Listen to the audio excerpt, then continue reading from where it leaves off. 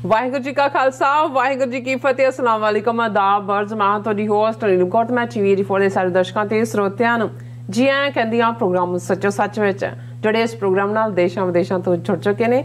Khalsa affair centre ਦੇ ਸੰਚਾਲਕ doctor Amarjit Singh ji ਰੋਜ਼ਾਨਾ ਦੀ ਤਰ੍ਹਾਂ ਸਟੂਡੀਓ 'ਚ ਮੇਰੇ ਨਾਲ ਸ਼ਾਮਲ ਨੇ। ਉਹਨਾਂ ਨਾਲ ਗੱਲਬਾਤ ਕਰਕੇ ਅੱਜ ਦੇ ਇਸ਼ੂਜ਼ ਉੱਪਰ ਉਹਨਾਂ ਦਾ ਤਜਜ਼ੀਆ ਜਾਣਦੇ ਹਾਂ। जी डॉक्टर साहब वाहिगुरू जी का खालसा वाहिगुरू जी की फतेह। हाँ जी नीलम कौर जी तुहानू भी तो दुनिया भर च बैठे साडे बहुत ही प्यारे सोहने सियाणे TV84 दे व्यूअर्स नू भी वाहिगुरू जी का खालसा वाहिगुरू जी की फतेह ते साडे बहुत ही प्यारे मुसलमान भैणां भरावां नू अस्सलाम वालेकुम। जी डॉक्टर साहब जी आनू प्रोग्राम सच्चो सच विच बहुत मेहरबानी। जी डॉक्टर साहब अज 27 जनवरी 2023 15 माघ नानकशाही संमत 554 ਦਾ ਦਿਨ ਹੈ ਤੇ ਡਾਕਟਰ ਸਾਹਿਬ ਪ੍ਰੋਗਰਾਮ ਸ਼ੁਰੂ ਕਰਨ ਤੋਂ ਪਹਿਲਾਂ ਅਸੀਂ ਪ੍ਰਦਰਸ਼ਕਾਂ ਤੇ ਸਰੋਤਿਆਂ ਨੂੰ ਹਮੇਸ਼ਾ ਤਰ੍ਹਾਂ ਦੱਸਦੇ ਵਿਊਅਰਸ ਆ ਜੇ ਤੁਸੀਂ ਹੱਕ ਸੱਚ ਇਨਸਾਫ ਤੇ ਪੈਰਾ ਦਿੰਦਾ ਇੱਕੋ ਇੱਕ ਚੈਨਲ TV84 ਨੂੰ ਦੇਖਣਾ ਚਾਹੁੰਦੇ ਹੋ ਤਾਂ ਤੁਸੀਂ ਦੇਖ ਸਕਦੇ ਹੋ ਸਪੈਕਟਰਮ ਕੇਬਲ ਆਰਸੀਐਨ ਕੇਬਲ ਬੈਲ 5 ਕੇਬਲ ਕੈਨੇਡਾ roku ਜਾਦੂ ਬਾਕਸ ਸ਼ਾਵਾ ਫੇਸਬੁੱਕ TV84 ਦੀ ਐਪ ਰਾਹੀਂ online streaming and IP box ਤੇ ਤੁਸੀਂ TV84 ਨੂੰ ਦੇਖ ਸਕਦੇ ਹੋ। व्यूअर्स जे तुसी TV84 नाल प्रोग्राम सच्चो सच नाल फेसबुक राਹੀਂ जुड़े तो इस वध वध लाइक करो ते शेयर करो ਅਤੇ ਨਾਲ ਹੀ YouTube ਤੇ सब्सक्राइब भी करो। ਇਹ ਵੀ ਦੱਸ ਦਿਓ ਕਿ ਤੁਸੀਂ TV84 ਦੀ ਐਪ ਨੂੰ Android ਐਂਡ App Store ਤੇ ਡਾਊਨਲੋਡ ਕਰਕੇ ਜੋ TV84 ਦੀ ਲਾਈਵ ਸਟ੍ਰੀਮ ਹੈ ਇਸ ਨੂੰ ਤੁਸੀਂ 24 ਆਵਰ ਦੇਖ ਸਕਦੇ ਹੋ। ਸੋ व्यूअर्स ਪ੍ਰੋਗਰਾਮ ਦੀ ਸ਼ੁਰੂਆਤ ਕਰਨ ਜਾ ਰਹੇ ਹਾਂ ਇਸ ਵੀਕ ਦਾ ਐਂਡ ਵਾਲਾ ਪ੍ਰੋਗਰਾਮ ਕਰਨ ਜਾ ਰਹੇ ਹਾਂ ਔਰ ਅਰਦਾਸ ਕਰਦੇ ਹਾਂ ਕਿ ਜਿਹੜਾ ਤੁਹਾਡਾ ਵੀਕਐਂਡ ਹੈ ਬਹੁਤ ਹੀ ਵਧੀਆ ਗੁਜ਼ਰੇ। ਸੋ व्यूअर्स ਗੱਲਬਾਤ ਕਰਾਂਗੇ ਅੱਜ ਦੀ ਸਪਾਂਸਰਸ਼ਿਪ ਦੇ ਹਵਾਲੇ ਨਾਲ ਕਿ ਅੱਜ ਦੇ ਪ੍ਰੋਗਰਾਮ ਸੱਚੋ ਸੱਚ ਨੂੰ ਸਪਾਂਸਰ ਕੀਤਾ ਗਿਆ ਹੈ ਵੈਨਕੂਵਰ ਕੈਨੇਡਾ ਤੋਂ ਵੀਰ ਸੰਗਰਾਮ ਸਿੰਘ ਜੀ ਵੱਲੋਂ। ਸੋ ਇਹਨਾਂ ਨੇ 1984 ਦੇ ਸਮੂਹ ਸ਼ਹੀਦਾਂ ਦੀ ਯਾਦ ਵਿੱਚ ਅੱਜ ਦਾ ਪ੍ਰੋਗਰਾਮ ਸਮਰਪਿਤ ਕਰਨ ਦੀ ਬੇਨਤੀ ਕੀਤੀ ਹੈ ਔਰ ਕੌਮ ਲਈ ਸ਼ਹੀਦ ਹੋਣ ਵਾਲੇ ਯੋਧਿਆਂ ਦਾ ਅਸੀਂ ਦੇਣ ਨਹੀਂ ਦੇ ਸਕਦੇ। ਗੁਰੂ ਸਾਹਿਬ ਇੰਨੀ ਕੁ ਕਿਰਪਾ ਕਰਨ ਕਿ ਅਸੀਂ ਸਿੱਖ ਸੰਘਰਸ਼ ਵਿੱਚ ਯੋਗਦਾਨ ਪਾ ਸਕੀਏ ਅਤੇ ਕੌਮੀ ਫਰਜ਼ ਨਿਭਾ ਸਕੀਏ। ਸੋ ਕੌਮ ਲਈ ਜਿਨ੍ਹਾਂ ਰੂਹਾਂ ਨੇ ਜ਼ਿੰਦਗੀ ਲਾ ਦਿੱਤੀ ਹੈ ਅਸੀਂ ਉਹਨਾਂ ਤੋਂ ਪ੍ਰੇਰਨਾ ਲੈ ਕੇ ਆਪਣਾ ਜੀਵਨ ਜੀ ਸਕੀਏ ਅਤੇ ਕੌਮੀ ਘਰ ਖਾਲਿਸਤਾਨ ਦੀ ਪ੍ਰਾਪਤੀ ਕਰ ਸਕੀਏ। ਸੋ ਅੱਜ ਦੀ ਸਪਾਂਸਰਸ਼ਿਪ ਲਈ ਅਸੀਂ ਵੀਰ ਸੰਗਰਾਮ ਸਿੰਘ ਜੀ ਹੋਰਾਂ ਦਾ ਤਹਿ ਦਿਲ ਤੋਂ ਧੰਨਵਾਦ ਕਰਦੇ ਹਾਂ ਔਰ ਤੁਹਾਨੂੰ ਵੀ ਅਪੀਲ ਤੇ ਬੇਨਤੀ ਕਰਦੇ ਹਾਂ ਕਿ ਤੁਸੀਂ ਪ੍ਰੋਗਰਾਮ ਸੱਚੋ ਸੱਚ ਨੂੰ ਵੱਧ ਤੋਂ ਵੱਧ ਸਪਾਂਸਰ ਕਰੋ। ਸਪਾਂਸਰਸ਼ਿਪ ਲਈ ਤੁਸੀਂ ਸਾਨੂੰ ਕਾਲ ਕਰ ਸਕਦੇ ਹੋ ਸਾਡੇ ਫੋਨ ਨੰਬਰ ਤੇ 5166191984 ਸੇਮ ਨੰਬਰ ਤੇ WhatsApp ਕਰ ਸਕਦੇ ਹੋ। ਤੁਸੀਂ ਸਾਨੂੰ ਈਮੇਲ ਵੀ ਕਰ ਸਕਦੇ ਹੋ info@tv84.tv ਤੇ। ਸੋ व्यूअर्स पहले सैगमेंट की गलबात करन जा रहे हैं कि अज यूनाइटेड नेशनस वालों ऐलानिया होया इंटरनेशनल होलोकॉस्ट रिमैंबरेंस डे है और ये दिन नाजियां वालों मारे गए यहूदियां अते होर घट गिनतियां की याद नूं समर्पित है। सो इस होलोकॉस्ट तो बाद पश्चिमी मुल्कां ने नैवर अगेन का नारा दिता सी जिस का मतलब सी कि फिर दुनिया में कदे इसकी नस्लकुशी नहीं होगी। सो पर अफसोस अज यही पश्चिमी ताकत हो रही नस्लकुशियां दे सामने मूक दर्शक बन के बैठिया हुई हैं जां इन्हां दियां नीतियां दी वजह करके नस्लकुशियां हो रही ने। सो इस बारे आपां गलबात करन जा रहे हैं। सो असीं चाहांगे कि दोस्तां ने इसे तरह बने रहना देखण सुन लई तुहाडा सब दा बहुत बहुत शुक्रिया। जी डॉक्टर साहब की विचार ने? देखो सब तो पहला तो अज के प्रोग्राम नू स्पॉन्सर करने लई असीं अपने वीर संग्राम सिंह उन्हां दा शुक्रिया अदा करते हैं। अच्छा ये बहुत ही प्यारे सिंह ने और जिन्हों असी गुप्त सेवा वाले वीर भैणां कहंदे हैं ये उन्हां चों ने। बहुत अरसा पहला भी इन्हां ने अपने तौर दे उत्ते ही अपने दसवंध चों TV84 की मदद भेजी सी। और इस बार जो मेरी सरी फेरी सी तो इन्हों पता लगा बड़े चाह दे नाल आके मिले और जिस किस्म की वो मीटिंग मिलनी उन्होंने चेहरे ते खुशी सी उस तो मैं अंदाज़ा ला सकदा है कि भाई जिहड़े पंथ प्यार दे विच सरशार हुंदे ने उन्होंने गुरसिੱਖੀ ਦੀਆਂ ਗੱਲਾਂ ਕਰਨ वाले पंथ की चढ़दी कला लोचन वालियां नाल किस कदर मुहब्बत हुंदी है और ਜ਼ਾਹਰ है कि उन्होंने ये स्पॉन्सरशिप भी जून 84 ਦੇ ਸ਼ਹੀਦਾਂ और ਜਿਹੜੇ कौमी घर खालिस्तान ਦੇ ਲਈ झंडा बरदार ने ਜਿਹੜੇ हर मुश्किल मुसीबत ਦੇ ਵਿੱਚ ਵੀ पंजाब ਦੀ ਧਰਤੀ ਤੇ ਜੇਲਾਂ ਹੋਣ ਤੇ ਹਾਰਡ ਜੇਲ੍ਹ ਜਿੱਥੇ ਜਥੇਦਾਰ ਜਗਤਾਰ ਸਿੰਘ ਹਵਾਰਾ ਨੇ ਉਸ ਤੋਂ ਲੈ ਕੇ ਭਾਰਤ ਭਰ ਦੇ ਵਿੱਚ ਜਦੋਂ ਅੱਜ ਸਿੱਖ ਸਿਆਸੀ ਕੈਦੀਆਂ ਦੀ ਰਿਹਾਈ ਦਾ ਮੁੱਦਾ ਇਸ ਵੇਲੇ डिस्कस हो रहा है ग्लोबली तो बहुत सारिਆਂ ਦੇ ਲਈ ਤਾਂ ਇਹ इमेजिन करना भी औखा है कि 25-25 30-30 साल तुसी जेलों ਦੀਆਂ काल कोठड़ियां च जिन्हां नूं ताड़िया होया तुसी उन्हां दी विल नहीं तोड़ सके उन्हां नूं सिੱਖੀ ਤੋਂ सिੱਖੀ प्यार तो तुसी महरूम नहीं कर सके ਉਹ ਉਸ ਹਾਲਤ ਦੇ ਵਿੱਚ ਵੀ ਚੜ੍ਹਦੀ ਕਲਾ 'ਚ ਨੇ। ਇਹ ਠੀਕ ਹੈ ਕਿ ਹਕੂਮਤਾਂ ਸਮਝਦੀਆਂ ਹੁੰਦੀਆਂ ਨੇ ਕਿ ਭਾਈ ਤੁਸੀਂ ਜੇਲ੍ਹ ਤਾਂ ਬਣਾਈ ਇਸ ਲਈ ਸੀ। ਔਰ ਮੈਂ 2 ਦਿਨ ਪਹਿਲੇ ਹੀ ਇੱਕ ਟਾਕ ਮਹਾਰਾਜਾ ਰਣਜੀਤ ਸਿੰਘ ਦੇ ਉੱਤੇ ਸੁਣ ਰਿਹਾ ਸੀ, ਮੈਨੂੰ ਵੀ ਇਸ ਗੱਲ ਦਾ ਪਤਾ ਨਹੀਂ ਸੀ। ਇਹ ਤਾਂ ਪਤਾ ਸੀ ਕਿ ਸਿੱਖ ਰਾਜ ਵੇਲੇ ਮਹਾਰਾਜਾ ਰਣਜੀਤ ਸਿੰਘ ਦੇ ਰਾਜ 'ਚ ਫਾਂਸੀ ਦੀ ਸਜ਼ਾ ਨਹੀਂ ਸੀ, ਕਿਸੇ ਨੂੰ ਵੀ ਉਹਨਾਂ ਦੀ 40-50 ਸਾਲ ਦੀ ਹਕੂਮਤ ਫਾਂਸੀ ਨਹੀਂ ਦਿੱਤੀ ਗਈ। ਪਰ ਜਿਹੜੇ ਪ੍ਰੋਫੈਸਰ ਬਰੀਫ ਕਰ ਰਹੇ ਸੀ ਉਹਨਾਂ ਨੇ ਕਿਹਾ ਕਿ ਮਹਾਰਾਜਾ ਰਣਜੀਤ ਸਿੰਘ ਦੇ ਪੀਰੀਅਡ ਦੇ ਵਿੱਚ ਕੋਈ ਜੇਲ੍ਹ ਨਹੀਂ ਸੀ, ਉਹਨਾਂ ਦੀ ਸਟੇਟ ਦੇ ਵਿੱਚ ਕੋਈ ਜੇਲ੍ਹ ਨਹੀਂ ਸੀ। ਇਸ ਕਦਰ ਜਿਹੜਾ ਹੈ ਉਹ ਲਾ ਐਂਡ ਆਰਡਰ ਦੀ ਗੱਲ ਜਦੋਂ ਹੁੰਦੀ ਹੈ ਔਰ ਕਿਸ ਕਦਰ ਨਿਆਂਪੂਰਵਕ ਹੋਏਗਾ। ਔਰ ਉਹਨਾਂ ਨੇ ਫਿਰ ਕੋਟ ਕੀਤਾ ਕਿ ਮਿਸਟਰ ਆਸਬੋਰਨ ਜਿਹੜਾ ਯੂਰਪੀਅਨ ਇੱਕ ਲਾਹੌਰ ਆਇਆ ਔਰ ਉਹਨੇ ਮਹਾਰਾਜਾ ਰਣਜੀਤ ਸਿੰਘ ਦੇ ਦਰਬਾਰ 'ਚ ਆਇਆ, ਜਦੋਂ ਉਹਨਾਂ ਨੇ ਉਹਦੇ ਵੱਲ ਦੇਖਿਆ ਮਹਾਰਾਜੇ ਵੱਲ, ਤੇ ਬਜ਼ੁਰਗ ਸੀ ਦੂਜੇ, ਤੇ ਉਹਨੂੰ ਇੱਕ ਤਰਸ ਜਿਹਾ ਆਇਆ ਕਿ ਬੱਚਾ ਇਹ ਕਿਸ ਕਿਸਮ ਦਾ ਮਹਾਰਾਜ ਹੈ। ਤਾਂ ਉਹਨਾਂ ਨੇ ਕਿਹਾ ਜੀ ਮੈਂ ਤੁਹਾਨੂੰ ਇੰਟਰਵਿਊ ਕਰਨਾ ਚਾਹੁੰਦਾ, ਤੁਹਾਡੇ ਨਾਲ ਗੱਲਬਾਤ ਕਰਨਾ ਚਾਹੁੰਦਾ। ਤਾਂ ਉਹਨਾਂ ਨੇ ਕਿਹਾ ਕਿ ਵੀ ਤੁਸੀਂ ਜਾ ਕੇ ਜ਼ਰਾ ਪਹਿਲਾਂ ਮੇਰਾ ਰਾਜ ਦੇਖ ਲਓ, ਲੋਕਾਂ ਨੂੰ ਮਿਲ ਲਓ, ਫਿਰ ਤੁਸੀਂ ਆ ਜਾਣਾ। ਉਹ ਕੁਛ ਮਹੀਨੇ ਤੋਂ ਬਾਅਦ ਜਦੋਂ ਵਾਪਸ ਮੁੜਿਆ ਤਾਂ ਉਹਨੇ ਕਿਹਾ ਕਿ ਵੀ ਇੱਕ ਵੀ ਹਿੰਦੂ ਜਾਂ ਮੁਸਲਮਾਨ ਜਾਂ ਸਿੱਖ ਮੈਨੂੰ ਐਸਾ ਨਹੀਂ ਮਿਲਿਆ ਜਿਹਨੇ ਇਹ ਨਾ ਕਿਹਾ ਹੋਏ ਕਿ ਮੇਰੀ ਉਮਰ ਵੀ ਮਹਾਰਾਜਾ ਨੂੰ ਲੱਗ ਜਾਏ, ਅਸੀਂ ਤਾਂ ਇੰਨੀ ਜਿਹੜਾ ਉਹ ਬੇਫਿਕਰੀ ਦੇ ਵਿੱਚ ਔਰ ਖੁਸ਼ਹਾਲੀ ਦੇ ਵਿੱਚ ਜਿਉਂਦੇ। ਔਰ ਉਹਨੇ ਫਿਰ ਇਹ ਕਿਹਾ ਕਿ ਵੀ ਵਾਕਿਆ ਹੀ ਇਹ ਰਾਜ ਪ੍ਰਬੰਧ ਹੋਏ ਤਾਂ ਇਹ ਹੋਏ। ਹੁਣ ਹਾਲਾਂ ਉਹ ਕੋਈ ਲੋਕਤੰਤਰ ਨਹੀਂ ਸੀ, ਮਹਾਰਾਜਾ ਰਣਜੀਤ ਸਿੰਘ ਕੋਲ ਲੋਕਾਂ ਦੀਆਂ ਵੋਟਾਂ ਲੈ ਕੇ ਤਾਂ ਨਹੀਂ ਸੀ ਬਣਿਆ ਹੋਇਆ। ਉਹ 3 ਪੀੜ੍ਹੀਆਂ ਤੋਂ ਉਹਦਾ ਦਾਦਾ ਚੜ੍ਹਤ ਸਿੰਘ ਜਿਹਨੇ ਮਿਸਲ ਸ਼ੁਕਰ ਚੱਕੀਆ ਬਣਾਈ, ਪਿਓ ਮਹਾਂ ਸਿੰਘ ਜਿਹੜਾ ਜੰਗ ਦੇ ਵਿੱਚ ਹੀ ਸ਼ਹੀਦ ਹੋਇਆ, 3ਰੀ ਪੀੜ੍ਹੀ। ਲੇਕਿਨ ਉਹਨੂੰ ਇਸ ਗੱਲ ਦਾ ਅਹਿਸਾਸ ਸੀ ਔਰ ਇਸ ਗੱਲ ਦਾ ਵੀ ਧਿਆਨ ਰਿਹਾ ਕਿ ਮਹਾਰਾਜਾ ਰਣਜੀਤ ਸਿੰਘ ਨੇ ਜਿਸ ਟੈਰੀਟਰੀ ਦੇ ਉੱਤੇ ਰਾਜ ਕੀਤਾ ਲਗਭਗ 60% ਆਬਾਦੀ ਜਿਹੜੀ ਹੈ ਉਹ ਮੁਸਲਮਾਨ ਸੀ। ਔਰ 100 ਸਾਲ ਜੇ ਅਸੀਂ 1699 ਤੋਂ ਸਟਰਗਲ ਦੀ ਗੱਲ ਕਰੀਏ ਤੇ 1799 ਤੱਕ ਜਿਨ੍ਹਾਂ ਦੇ ਨਾਲ ਸਿੱਖਾਂ ਦੀ ਟੱਕਰ ਹੋਈ, ਜਿਹਦੇ 'ਚੋਂ ਸਿੱਖ ਘੱਲੂਘਾਰਿਆਂ 'ਚੋਂ ਗੁਜ਼ਰੇ, ਉਹ ਦਿੱਲੀ ਦੇ ਮੁਗਲ ਹਾਕਮ ਹੋਣ ਜਾਂ ਦਰਾ ਖੈਬਰ ਪਾਰ ਦੇ ਲੋਕ ਹੋਣ, ਸਾਰੇ ਇਸਲਾਮ 'ਚ ਯਕੀਨ ਰੱਖਣ ਵਾਲੇ ਸੀ। ਲੇਕਿਨ ਜੇ 60% ਜਿਹੜਾ ਮੁਸਲਮਾਨ ਮੈਜੋਰਿਟੀ ਜਿਹੜੀ ਹੈ ਉਹ ਵੀ ਇਹ ਮਹਿਸੂਸ ਕਰਦੀ ਹੈ। ਔਰ ਉਹ ਅਸੀਂ ਸ਼ਾਹ ਮੁਹੰਮਦ ਜਿਨ੍ਹਾਂ ਦੀ ਅਸੀਂ ਗੱਲ ਕਰਦੇ ਹਾਂ, ਜਿਨ੍ਹਾਂ ਨੇ ਜੰਗ ਹਿੰਦ ਪੰਜਾਬ ਲਿਖਿਆ, ਉਹਨਾਂ ਨੇ ਕਿਹਾ ਵੀ ਇਹ ਹਿੰਦੂ ਮੁਸਲਮਾਨ ਦੋਨੋਂ ਹੀ ਰਾਜੀ ਵਸਦੇ ਸੀ, ਕੋਈ ਹੋਰ ਤੀਜੀ ਕਦੇ ਕੋਈ ਜਾਤ ਆਈ ਨਹੀਂ ਸੀ ਇੱਥੇ। ਔਰ ਜੋ ਕੀਰਨੇ ਸ਼ਾਹ ਮੁਹੰਮਦ ਨੇ ਪਾਏ ਔਰ ਉਸ ਪੀਰੀਅਡ ਦੇ ਇਹੀ ਨਹੀਂ, ਔਰ ਉਹੀ ਪ੍ਰੋਫੈਸਰ ਆਪਣੀ ਬਰੀਫਿੰਗ 'ਚ ਇਹ ਵੀ ਕਹਿ ਰਹੇ ਸੀ ਔਰ ਠੀਕ ਕਿਹਾ ਉਹਨਾਂ ਨੇ ਕਿਹਾ ਜੀ ਇੱਕ ਵੀ ਮੁਸਲਮਾਨ ਨੇ, ਬੇਸ਼ੱਕ 3 ਫਕੀਰ ਭਰਾ ਸੀ, ਫਕੀਰ ਅਜ਼ੀਜ਼ੁਦੀਨ ਉਹਨਾਂ ਦੇ ਫੋਰਨ ਮਿਨਿਸਟਰ ਸੀ, ਇੱਕ ਕਿਲੇਦਾਰ ਸੀ, ਇੱਕ ਵੈਸੇ ਹੋਰ ਅਹੁਦੇਦਾਰ ਸੀ, ਇੱਕ ਵੀ। ਔਰ ਜਦੋਂ ਅਸੀਂ ਈਵਨ ਫੌਜ ਦੇ ਵਿੱਚ ਗੱਲ ਕਰਦੇ ਹਾਂ ਕਿ ਵੀ ਮੇਵਾ ਸਿੰਘ ਤੇ ਮਾਖੇ ਖਾਂ ਹੋਏ ਸਿੱਧੇ, ਹੱਲੇ 3 ਫਰੰਗੀ ਦੇ ਤੋੜ ਸੁੱਟੇ। ਉਹਨਾਂ ਦੇ ਜਿਹੜੇ ਵੱਡੇ ਗਨਰ ਸੀ, ਤੋਪਚੀ ਸੀ, ਉਹਨਾਂ 'ਚ ਇੱਕ ਮੇਵਾ ਸਿੰਘ ਔਰ ਇੱਕ ਮਾਖੇ ਖਾਂ। ਔਰ ਉਸ ਸਾਰੇ ਪੀਰੀਅਡ 'ਚ ਅਸੀਂ ਲਾਹੌਰ ਦਰਬਾਰ 'ਚ ਡੋਗਰਿਆਂ ਦੀ ਗਦਾਰੀ ਦੇਖਦੇ ਹਾਂ, ਜੰਮੂ ਦੇ ਰਾਜਪੂਤ ਡੋਗਰੇ ਧਿਆਨ ਸਿੰਘ, ਗੁਲਾਬ ਸਿੰਘ, ਸੁਚੇਤ ਸਿੰਘ, यूपी ਦੇ ਮਿਸਰ ਲਾਲ ਸਿੰਘ, ਤੇਜ ਸਿੰਘ ਦੀ ਗਦਾਰੀ ਦੇਖਦੇ ਆ, यूपी ਦੇ ਬਾਹਮਣ। ਲੇਕਿਨ ਇੱਕ ਵੀ ਮੁਸਲਮਾਨ ਐਸਾ ਨਹੀਂ, ਉਹ ਫੌਜ 'ਚ ਹੋਏ, ਸਿਵਲੀਅਨ ਜਾਂ ਲਾਹੌਰ ਦਰਬਾਰ 'ਚ ਹੋਏ, ਜਿਹਨੇ ਸਿੱਖ ਦਰਬਾਰ ਨੂੰ ਬਿਟਰੇ ਕੀਤਾ ਹੋਏ ਜਾਂ ਅੰਗਰੇਜ਼ਾਂ ਦੀ ਕਿਸੇ ਉਹ ਸਾਜ਼ਿਸ਼ ਦਾ ਹਿੱਸਾ ਬਣਿਆ ਹੋਏ। ਸੋ ਇਹ ਰਾਜ ਭਾਗ ਹੁੰਦੇ ਨੇ। ਔਰ ਜਿਸ ਨੂੰ ਇਹ ਦੁਨੀਆ ਦੇ ਵਿੱਚ ਢੰਡੋਰਾ ਦੇ ਰਹੇ ਨੇ, largest democracy on this planet, ਉਸ ਦੇ ਵਿੱਚ ਆਪਣੇ ਕਾਨੂੰਨ ਦੀਆਂ ਹੀ ਕਿਵੇਂ ਧੱਜੀਆਂ ਉਡਾਈਆਂ ਇਹਨਾਂ ਨੇ। 100 ਤੋਂ ਜ਼ਿਆਦਾ ਅਮੈਂਡਮੈਂਟਸ ਦੇ ਨਾਂ ਥੱਲੇ ਕਨਸਟੀਟਿਊਸ਼ਨ ਨੂੰ ਕੀ ਬਣਾਇਆ ਹੋਇਆ। ਲੇਕਿਨ ਇਹਦੇ ਬਾਵਜੂਦ ਜਿਹੜਾ ਕਨਸਟੀਟਿਊਸ਼ਨ ਹੈ ਜਿਹਦੇ ਥੱਲੇ ਜੁਡੀਸ਼ਰੀ ਕੰਮ ਕਰਦੀ ਹੈ, ਉਹ ਜੇ ਉਹਨਾਂ ਨੇ ਸਜ਼ਾਵਾਂ ਦਿੱਤੀਆਂ, ਈਵਨ ਉਹਨਾਂ 'ਚੋਂ ਵੀ ਬਹੁਤ ਸਾਰੀਆਂ ਜਿਹੜੀਆਂ ਨੇ ਉਹ ਪੱਖਪਾਤੀ ਸਜ਼ਾਵਾਂ ਨੇ, ਲੇਕਿਨ ਉਹਨਾਂ ਨੇ ਆਪਣੀਆਂ ਟਰਮਸ ਪੂਰੀਆਂ ਕਰ ਲਈਆਂ ਕਿ ਭਾਈ ਹੁਣ 25-25, 30-30 ਸਾਲ ਜਿਹੜੇ ਨੇ ਉਹਨਾਂ ਨੂੰ ਜੇਲ੍ਹ ਦੇ ਵਿੱਚ ਹੋ ਗਏ ਨੇ, ਪਰ ਜਵਾਨੀ 'ਚੋਂ ਜੇਲ੍ਹਾਂ 'ਚ ਗਏ, ਬੁਢਾਪੇ ਦੀ ਦਹਲੀਜ਼ ਤੇ ਆ ਕੇ ਖੜੇ ਨੇ, ਲੇਕਿਨ ਉਹਨਾਂ ਨੂੰ ਉਹ ਰਿਹਾ ਕਰਨ ਨੂੰ ਤਿਆਰ ਨਹੀਂ ਨੇ। ਔਰ ਗੁਰੂ ਗ੍ਰੰਥ ਸਾਹਿਬ ਦੀ ਬੇਅਦਬੀ ਦੀਆਂ ਘਟਨਾਵਾਂ ਦੀ ਅਸੀਂ ਗੱਲ ਕੀਤੀ ਹੈ ਕੱਲ੍ਹ ਵੀ ਡੀਟੇਲ 'ਚ।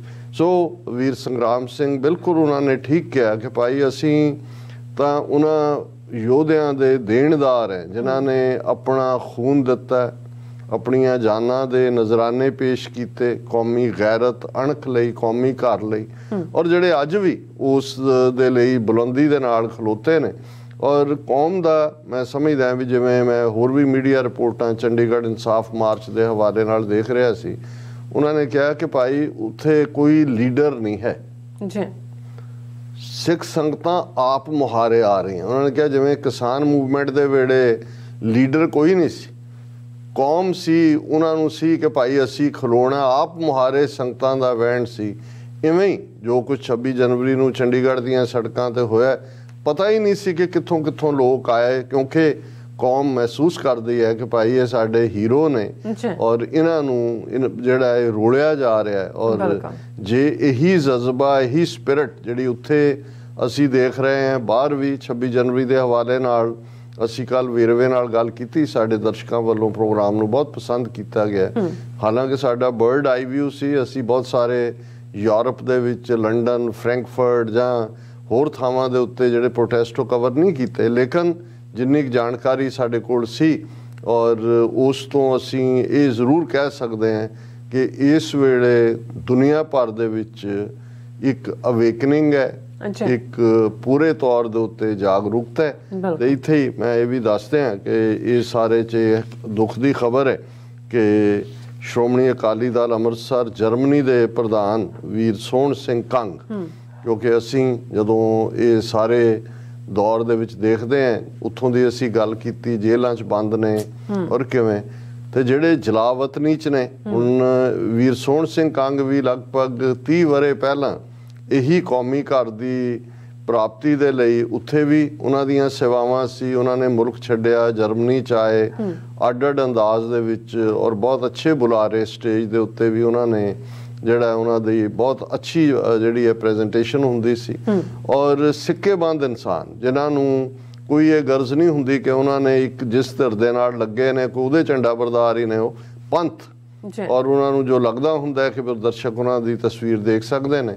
ਔਰ ਅੱਜ ਹੀ ਦੁਪਹਿਰੇ ਵੀਰ ਮਨਵੀਰ ਸਿੰਘ ਹੋਰਾਂ ਦੀ ਮੌਂਟਰੀਆਲ ਤੋਂ ਕਾਲ ਸੀ, ਬੜੇ ਭਰੇ ਦਿਲ ਦੇ ਨਾਲ ਉਹਨਾਂ ਨੇ ਦੱਸਿਆ ਕਿ ਸਰ ਸੋਹਣ ਸਿੰਘ ਕੰਗ ਜਿਹੜੇ ਨੇ ਉਹ ਸਾਨੂੰ ਵਿਛੋੜਾ ਦੇ ਗਏ ਨੇ, ਕਿਉਂਕਿ ਪਿਛਲੇ ਦਿਨਾਂ 'ਚ ਹੀ ਜਦੋਂ ਭਾਈ ਪਰਮਜੀਤ ਸਿੰਘ ਪੰਜਵੜ, ਉਹਨਾਂ ਦੀ ਸਿੰਘਣੀ ਸਾਹਿਬਾਂ ਬੀਬੀ ਪਰਮਜੀਤ ਕੌਰ, ਉਹਨਾਂ ਨੇ ਚੜ੍ਹਾਈ ਕੀਤੀ, ਉਹ ਜਰਮਨੀ 'ਚ ਹੀ ਰਹਿੰਦੇ ਸੀ, ਤੇ ਉਹਨਾਂ ਦੇ ਵੀ ਸਾਰੇ ਪ੍ਰਬੰਧਾਂ ਦੇ ਵਿੱਚ ਔਰ ਉਸ ਸਾਰੇ ਦੇ ਵਿੱਚ ਉਹਨਾਂ ਦਾ ਵੱਡਾ ਰੋਲ ਸੀ ਵੀਰ ਸੋਹਣ ਸਿੰਘ ਕੰਗ ਦਾ। ਔਰ ਮਨਵੀਰ ਸਿੰਘ ਹੋਰੀ ਚੇਚਾ ਫਲਾਈ ਕਰਕੇ ਗਏ ਕੈਨੇਡਾ ਤੋਂ, ਉਹਨਾਂ ਦੇ ਕੋਲ ਹੀ ਰੁਕੇ।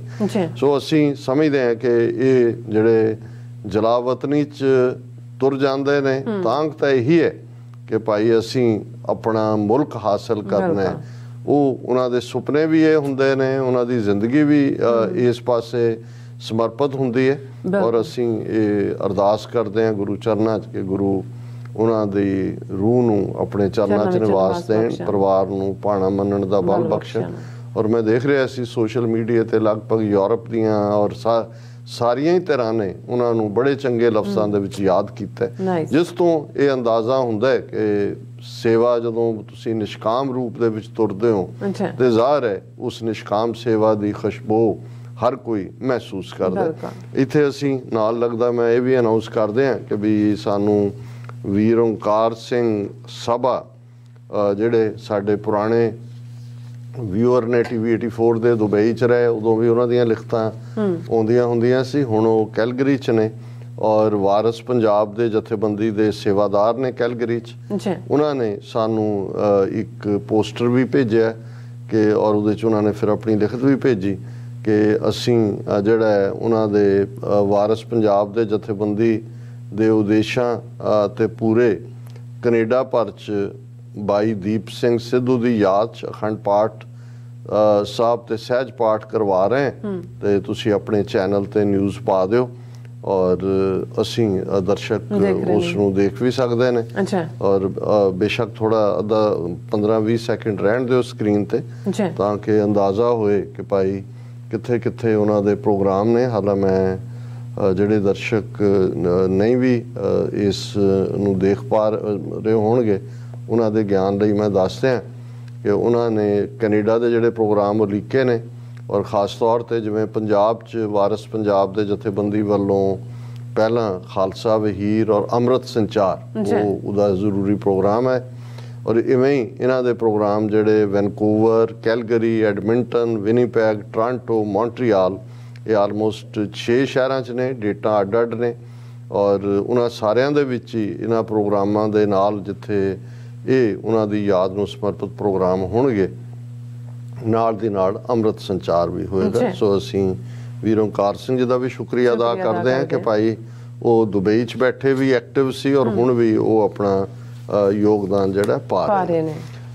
ਅੱਜ ਦੀ ਗੱਲ ਇਸ ਲਈ ਵੀ ਜਦੋਂ ਅਸੀਂ ਕਿਸੇ ਦੀ ਪੀੜ ਦੀ ਗੱਲ ਕਰਦੇ ਹਾਂ, ਅਸਲ ਦੇ ਵਿੱਚ ਅਸੀਂ ਆਪਣੀ ਪੀੜ ਨੂੰ ਵੀ ਉਜਾਗਰ ਕਰ ਰਹੇ ਹੁੰਦੇ ਹਾਂ।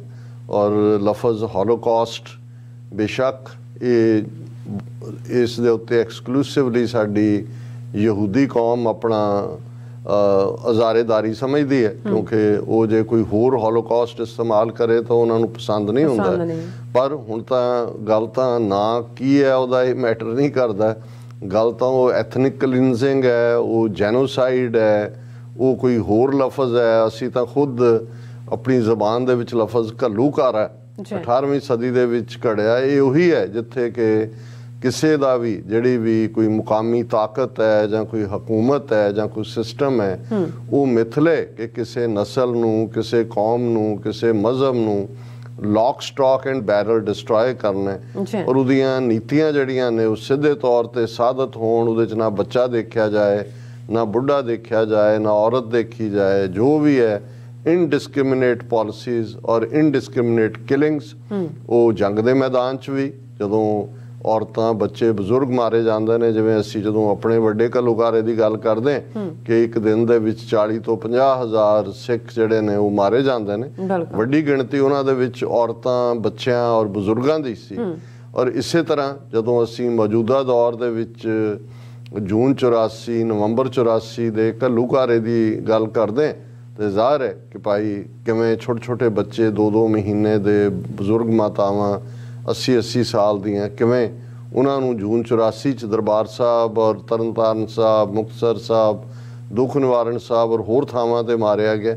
ਔਰ ਨਵੰਬਰ 84 ਤਾਂ ਅਸੀਂ ਦੇਖਦੇ ਹਾਂ ਕਿ ਕਿਵੇਂ ਉਹ ਹਰ ਮੇਲ ਨੂੰ ਉਹਨਾਂ ਨੇ ਗਲ 'ਚ ਟਾਇਰ ਪਾ ਕੇ ਮਾਰਿਆ, ਬੱਚਿਆਂ ਨੂੰ ਗੈਸ ਦੇ ਉੱਤੇ ਰੋਸਟ ਕੀਤਾ, ਬੀਬੀਆਂ ਦੇ ਨਾਲ ਜਿਹੜਾ ਉਹ ਸਮੂਹਕ ਜਬਰ ਜਨਾਹ ਕੀਤਾ। ਹੁਣ ਇਹ ਔਰ ਲਗਾਤਾਰਤਾ ਦੇ ਨਾਲ ਇਹ ਤਾਂ ਸਾਡੀ ਕਹਾਣੀ ਹੈ। ਪਰ ਪਹਿਲਾਂ ਮੈਂ ਇਹ ਗੱਲ ਕਰ ਲਾਂ ਕਿ ਵੀ ਅੱਜ ਅਸੀਂ ਇੰਟਰਨੈਸ਼ਨਲ ਹੋਲੋਕਾਸਟ ਰਿਮੈਂਬਰੈਂਸ ਡੇ, ਇਹ ਲਫ਼ਜ਼ ਮੇਰਾ ਨਹੀਂ ਹੈ, ਯੂਨਾਈਟਿਡ ਨੇਸ਼ਨਸ ਜਨਰਲ ਅਸੈਂਬਲੀ ਨੇ 1 ਨਵੰਬਰ 2005 ਨੂੰ ਇਸ ਦਿਨ ਨੂੰ, ਅੱਜ ਦੇ ਦਿਨ ਨੂੰ, 27 ਜਨਵਰੀ ਦੇ ਦਿਨ ਨੂੰ ਇੰਟਰਨੈਸ਼ਨਲ ਹੋਲੋਕਾਸਟ ਰਿਮੈਂਬਰੈਂਸ ਡੇ ਦੇ ਤੌਰ ਤੇ ਡਿਕਲੇਅਰ ਕੀਤਾ ਸੀ। ਔਰ ਇਹ ਸਿਰਫ ਜਿਹੜਾ ਈਵਨ UN ਜਨਰਲ ਅਸੈਂਬਲੀ ਦਾ ਰੈਜ਼ੋਲੂਸ਼ਨ ਵੀ ਸੀ, ਇਹ ਸਿਰਫ 6 ਮਿਲੀਅਨ ਯਹੂਦੀਆਂ ਨੂੰ ਜਿਹੜੇ ਕਿ ਆਲਮੋਸਟ 12 ਸਾਲ ਦੇ ਪੀਰੀਅਡ ਦੇ ਵਿੱਚ, ਇਹ ਟਾਈਮ ਲਾਈਨ ਜਿਹੜੀ ਆ 1933 ਤੋਂ 1945 ਤੱਕ, ਹਾਲਾਂ ਨੀਤੀਆਂ ਤਾਂ 1920ਵਿਆਂ ਦੇ ਅਖੀਰ 'ਚ ਬਣਨੀਆਂ ਸ਼ੁਰੂ ਹੋ ਗਈਆਂ, 30-31 ਦੇ ਵਿੱਚ ਵੀ ਸ਼ੁਰੂ ਹੋ ਗਿਆ ਸੀ ਕੰਮ। ਔਰ ਜਦੋਂ ਅਸੀਂ ਦੇਖਦੇ ਹਾਂ ਕਿ ਉੱਥੇ ਕਿਵੇਂ ਜਿਹੜਾ ਉਹ ਮਾਰਕ ਕਰਨਾ, ਮੈਡੀਕਲ ਟੈਸਟ ਕੇ ਪ੍ਰੂਵ ਕਰਨਾ ਕਿ ਸਿਰਫ ਗੋਰੀ ਰੇਸ ਜਿਹੜੀ ਹੈ ਇਹੀ ਸੁਪੀਰੀਅਰ ਰੇਸ ਹੈ, ਪਰ ਜਦੋਂ ਕਿ ਡੈਲੀਬਰੇਟ ਓਪਨ ਕਿਲਿੰਗਸ ਦਾ ਦੌਰ ਸ਼ੁਰੂ ਹੁੰਦਾ ਉਹ ਸਾਲ 1933 ਦਾ ਮੰਨਿਆ ਜਾਂਦਾ। ਸੋ 12 ਸਾਲ ਦੇ ਇਸ ਪੀਰੀਅਡ ਦੇ ਵਿੱਚ ਇਕੱਲਾ ਇਹੀ ਨਹੀਂ ਕਿ ਜਰਮਨ ਦੇ ਵਿੱਚ ਯਹੂਦੀਆਂ, ਜਿਪਸੀਆਂ, ਰੋਮਨ ਕੈਥੋਲਿਕਸ, ਹੋਮੋਸੈਕਸ਼ੂਅਲਸ, ਸਿਵਲ ਲਿਬਰਟੇਰੀਅਨਸ, ਇਹਨਾਂ ਔਰ ਹੋਰ ਵੀ ਜਿਹੜੇ ਪੋਲੀਟੀਕਲ ਡਿਸੀਡੈਂਟਸ ਜਿਹੜੇ ਸਹਿਮਤ ਨਹੀਂ ਸੀ, ਉਹਨਾਂ ਦੀ ਨਸਲਕੁਸ਼ੀ ਹੋਈ। ਪਰ ਜਦੋਂ ਜਿਉਂ-ਜਿਉਂ ਫਿਰ ਜਰਮਨ ਫੌਜਾਂ ਨੇ ਜਿਹੜਾ ਬਾਅਦ ਦੇ ਵਿੱਚ ਈਸਟ ਯੂਰਪ ਬਣਿਆ, ਜਿਨ੍ਹਾਂ ਦੇ ਵਿੱਚ ਪੋਲੈਂਡ, ਚੈਕੋਸਲੋਵਾਕੀਆ, ਹੰਗਰੀ, ਰੋਮਾਨੀਆ, ਇਹ ਸਰਬੀਆ ਵਾਲੇ ਸਾਰੇ ਏਰੀਏ, ਫਰਾਂਸ ਜਿਹੜਾ ਆਕੂਪਾਈ ਕੀਤਾ ਯਹੂਦੀਆਂ ਨੇ, ਉੱਥੇ ਦੀ ਜਿਹੜੀ ਲੋਕਲ ਰੇਸਿਸਟ ਲੋਕ ਸੀ ਜਿਹੜੇ ਪਹਿਲਾਂ ਹੀ ਉਹਨਾਂ ਦੇ ਆਪਣੇ ਬਾਇਸ ਸੀ, ਉਹਨਾਂ ਨੇ ਵੀ ਉਹਨਾਂ ਨੂੰ ਜੁਆਇਨ ਕੀਤਾ ਨਾਜ਼ੀਆਂ ਨੂੰ। ਔਰ ਇਸ ਤਰੀਕੇ ਦੇ ਨਾਲ ਜਿਹੜਾ ਹੈ ਬਹੁਤ ਬੁਰੀ ਤਰੀਕੇ ਦੇ ਨਾਲ ਯਹੂਦੀਆਂ ਨੂੰ, ਔਰ ਫਾਈਨਲੀ ਕਿਉਂਕਿ ਇਹ ਡੇ ਜਿਹੜਾ ਚੁਣਿਆ ਇਸ ਲਈ ਗਿਆ ਕਿਉਂਕਿ ਠੀਕ ਅੱਜ ਦੇ ਦਿਨ ਹੀ 1945 'ਚ ਰੂਸ ਦੀ ਰੈੱਡ ਆਰਮੀ ਨੇ ਆਸਟਵਿਚ ਕੰਸੈਂਟਰੇਸ਼ਨ ਕੈਂਪ, ਜਿੱਥੇ ਟ੍ਰੇਨਾਂ ਰਾਹੀਂ ਯਹੂਦੀਆਂ ਨੂੰ, ਜਿਪਸੀਆਂ ਨੂੰ ਜਾਂ ਜਿਨ੍ਹਾਂ ਦੀ ਨਸਲਕੁਸ਼ੀ ਕਰਨੀ ਹੈ, ਹੋਲੋਕਾਸਟ, ਉਹਨਾਂ ਨੂੰ ਪਹੁੰਚਾਇਆ ਜਾਂਦਾ ਸੀ। ਔਰ ਉੱਥੇ ਫਿਰ ਗੈਸ ਚੈਂਬਰਾਂ ਦੇ ਵਿੱਚ ਉਹਨਾਂ ਨੂੰ ਸੁੱਟ ਕੇ ਮਾਰਿਆ ਜਾਂਦਾ ਸੀ। ਉਹਨਾਂ ਦੀਆਂ ਜੁੱਤੀਆਂ ਬਾਹਰ ਲਵਾ ਲਈਆਂ ਜਾਂਦੀਆਂ ਸੀ। ਉਹਨਾਂ ਦੇ ਜੇ ਕੋਈ ਸੋਨਾ ਜਾਂ ਦੂਜੇ ਤੀਜੇ, ਈਵਨ ਜਿਨ੍ਹਾਂ ਦੇ ਕੋਈ ਆਰਟੀਫਿਸ਼ਲ ਸੋਨੇ ਦੇ ਦੰਦ ਲੱਗੇ ਹੁੰਦੇ ਸੀ, ਉਹ ਵੀ ਸੋਨਾ ਵਗੈਰਾ ਬਾਹਰ ਕੱਢ ਲੈਂਦੇ ਸੀ ਔਰ ਅੰਦਰ ਉਹਨਾਂ ਨੂੰ ਕਹਿੰਦਾ ਸੀ ਚਲੋ ਤੁਹਾਨੂੰ ਤੁਹਾਡਾ ਜਿਹੜਾ ਸਕੂਨ ਦੇਈਏ ਹਮੇਸ਼ਾ ਲਈ। ਔਰ ਇਵੇਂ ਔਰ ਜਦੋਂ ਤੱਕ ਇਹ ਜਦੋਂ ਰੈੱਡ ਆਰਮੀ ਨੇ ਅੱਜ ਦੇ ਦਿਨ ਲਿਬਰੇਟ ਕਰਵਾਇਆ 27 ਜਨਵਰੀ 1945 ਨੂੰ, ਤਾਂ ਫਿਰ ਇਹ ਕਹਾਣੀ ਕੱਲੀ ਆਸਟਵਿਚ ਦੀ ਨਹੀਂ ਸੀ। ਜੇ ਇਹਨਾਂ ਦਾ ਅਸੀਂ ਨੰਬਰ ਦੇਖੀਏ 6 ਮਿਲੀਅਨ ਦਾ ਮਤਲਬ 60 ਲੱਖ ਹੈ।